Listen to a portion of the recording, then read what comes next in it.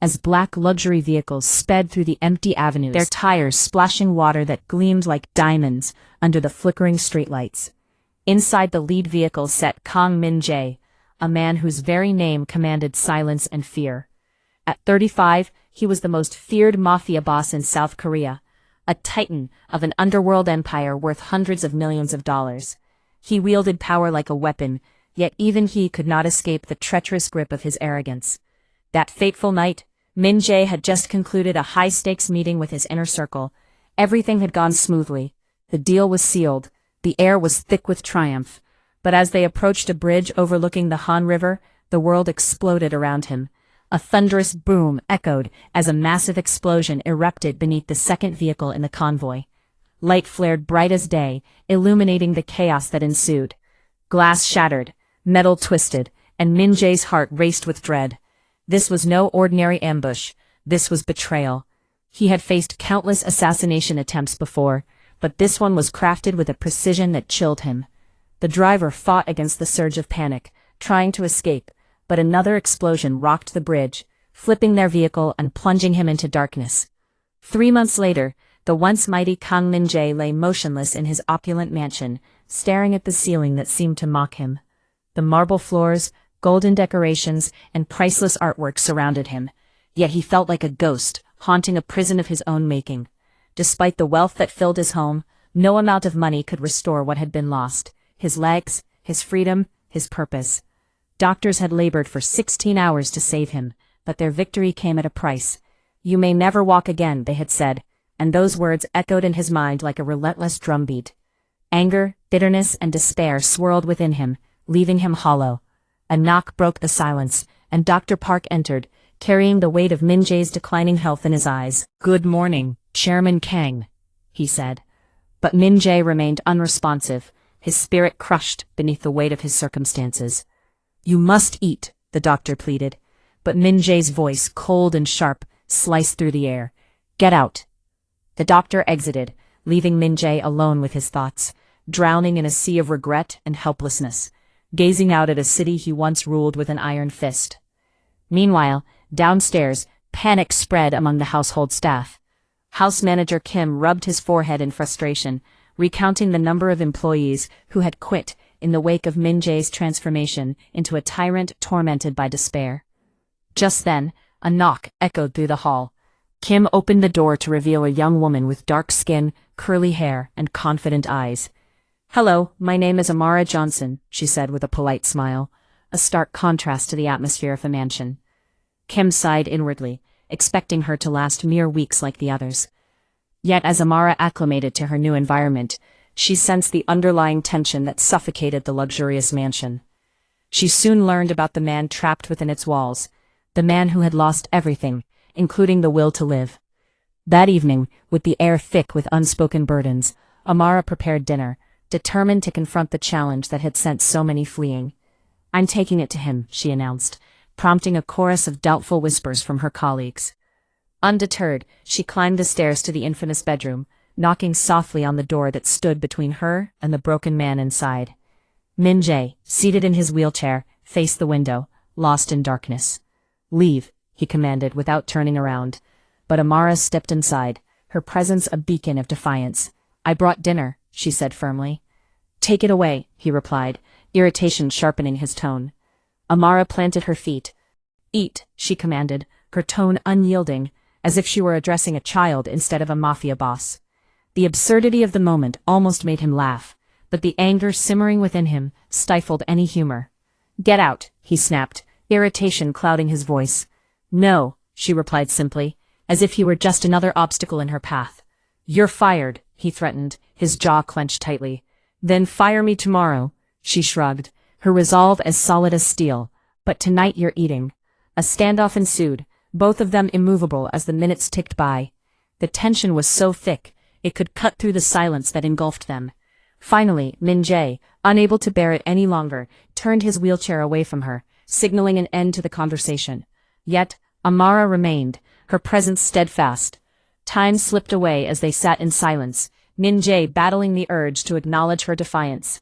Finally, he broke the silence, his voice low and laced with curiosity. "Why are you still here?" Waiting, she replied simply. For what? For you to stop acting like a child. Those words landed like a slap against his pride. The audacity of this woman stirred something deep within him. Amusement, perhaps, or maybe it was a hint of self-awareness. The cracks in his hardened facade began to show, as he found himself oddly entertained by her boldness. As days turned into weeks, her presence became a part of his daily routine. Each morning, Amara arrived with a breakfast tray, her indomitable spirit a stark contrast to his lingering bitterness. Despite his complaints, she sat across from him, ignoring his protests until he unwittingly consumed more than he had in months. The staff began to whisper about the change. The notorious Kang Min-Jae was actually eating, and rumors swirled around the maid, who was somehow responsible. One afternoon, while he entered the library, a once beloved refuge, he found Amara dusting the shelves. Curiosity piqued, he ventured to ask, "You read Korean?" Her smile was radiant, illuminating the dim room. "Of course, I've lived here for years."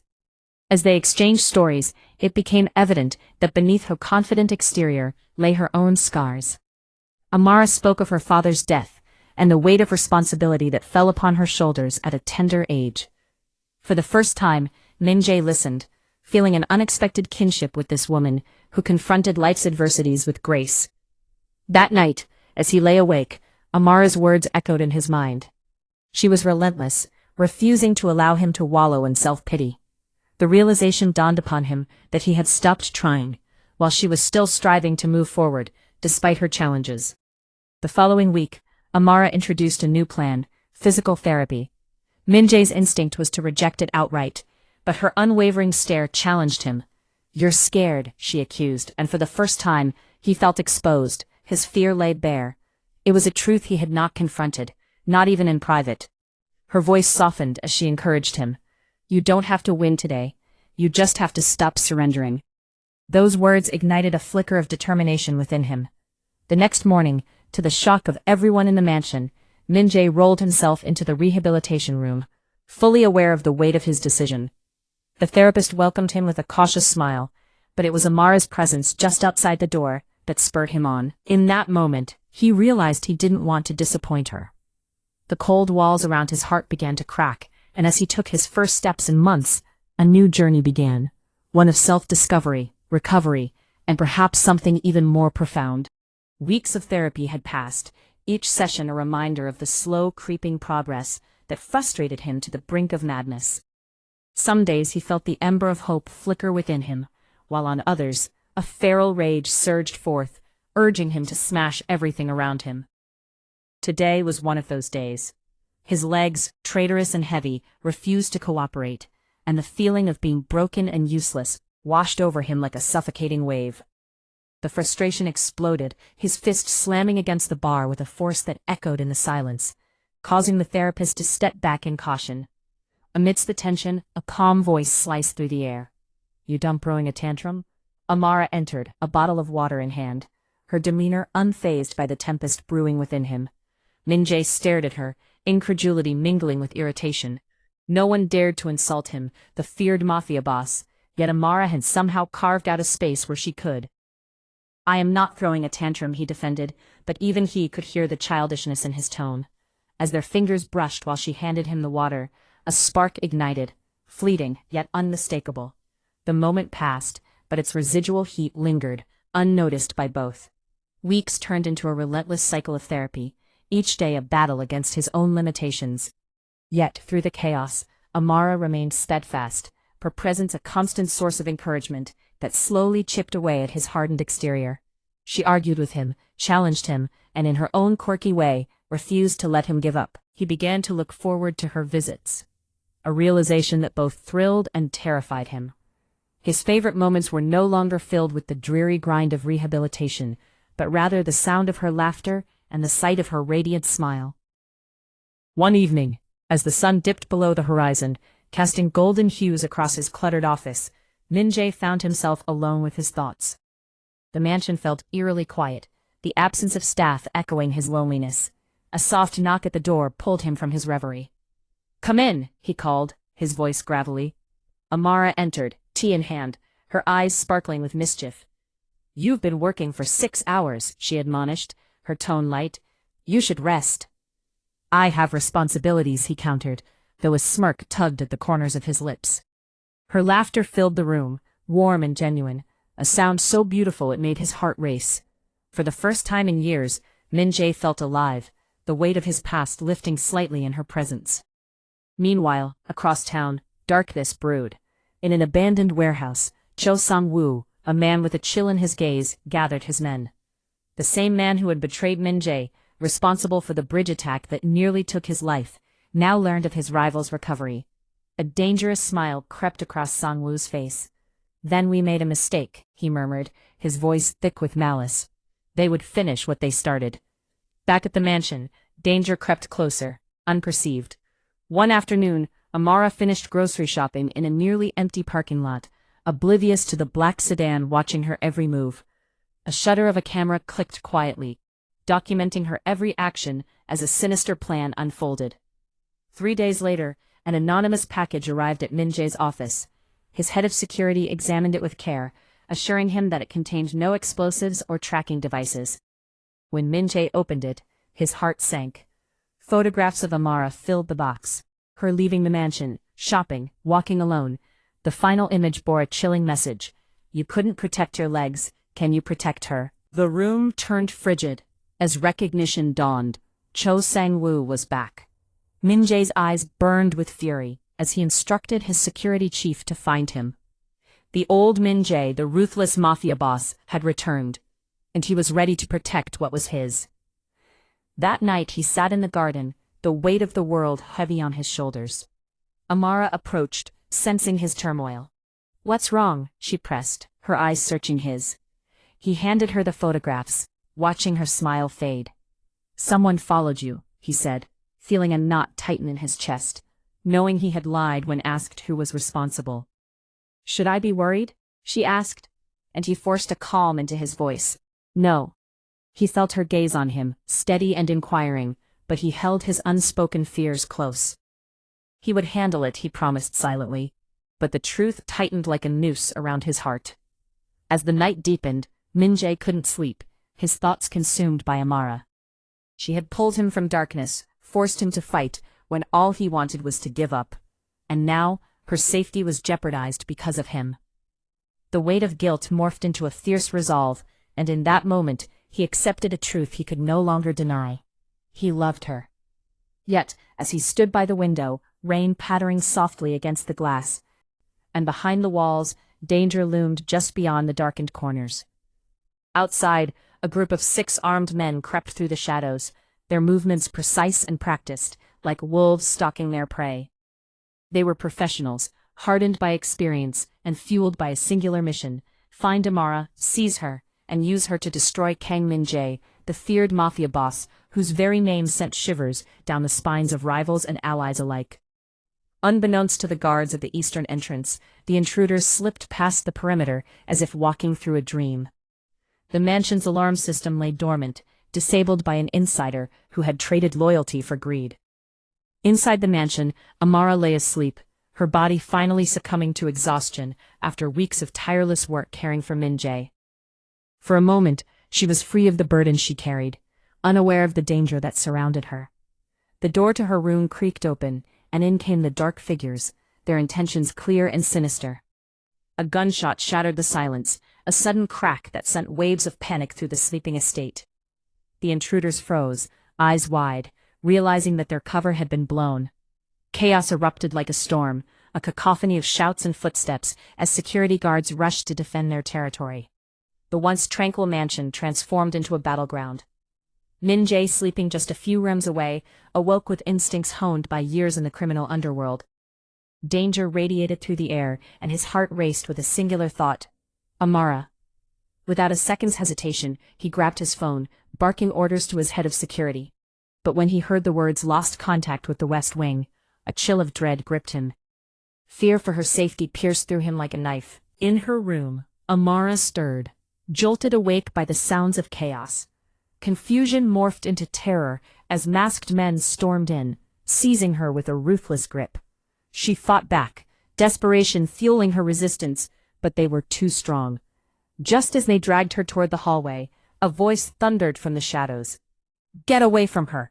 Min-Jae's voice resonated with a fury that could ignite the very walls of the mansion. The attackers turned, startled, but Min-Jae's wheelchair surged forward with a determination that defied his physical limitations. He was a lion, fierce and unyielding, as chaos erupted around him. Guards charged forward, and gunfire filled the air with the stench of fear and adrenaline. Amara broke free from her captors and stumbled backward, her eyes locking onto Min-Jae's. "Are you hurt?" he asked, the worry etched on his face, and relief swept over him when she shook her head. It was a pivotal moment. She saw him not just as the feared Mafia boss, but as a man who cared deeply for her well-being. The attack raged on for what felt like an eternity, but at last the sirens of approaching police cars shattered the night. The remaining attackers fled, leaving the mansion in disarray but Amara safe. Hours later the rain had stopped, and they found themselves together in the garden, under the twinkling city lights, sharing the weight of what had just transpired. Amara's breath was shaky as she confronted him. "Tell me the truth. Who are they?" Min-Jae's silence hung in the air like a storm cloud. Finally, he admitted, "My enemy." The truth settled between them, heavy with unspoken fears and his need to protect her. Days turned into weeks, and their relationship evolved amidst the shadows of lingering threats. New information about an enemy surfaced, fueling Min-Jae's determination to protect Amara. As plans for vengeance unfolded within the walls of his mansion, the man who had once been lost began to find his footing again. One fateful evening, Min-Jae sought Amara in the garden, where she sat lost in a book. He admired her from a distance, cherishing the peaceful aura she brought into his life. When their eyes met, the moment felt electric. With a newfound vulnerability he opened up, revealing the darkness that had consumed him before she arrived. "You saved me," he confessed, tears brimming in her eyes as she realized her impact on his life. Then came the words that would change everything. "I love you." Silence fell, thick and profound, as time itself seemed to pause. Amara's heart swelled, and her face lit up with a beautiful smile as she echoed his sentiment. 3 months later their lives took a different turn. The threat they faced had been vanquished, the mansion transformed from a fortress of fear to a sanctuary of hope and warmth. Together in the garden, they envisioned a future once thought unattainable. One sunny afternoon, Min-Jae stood with unsteady legs, and tears filled Amara's eyes as she realized the magnitude of his progress. "You did it," she whispered, but he shook his head, the true weight of his journey reflected in his gaze. "We did it." Their bond had transcended the darkness of his past, teaching him a lesson in resilience and love. From the ashes of despair, Min-Jae had risen, finding strength not in fear or control, but in the unwavering love of the woman who walked into his life with nothing more than food on a tray. With Amara by his side, he learned the true meaning of life, to keep moving forward no matter the odds. If you enjoyed this touching love story, don't forget to like, subscribe, and turn on notifications so you never miss our next unforgettable story. And tell us in the comments, what was your favorite moment between Min-Jae and Amara?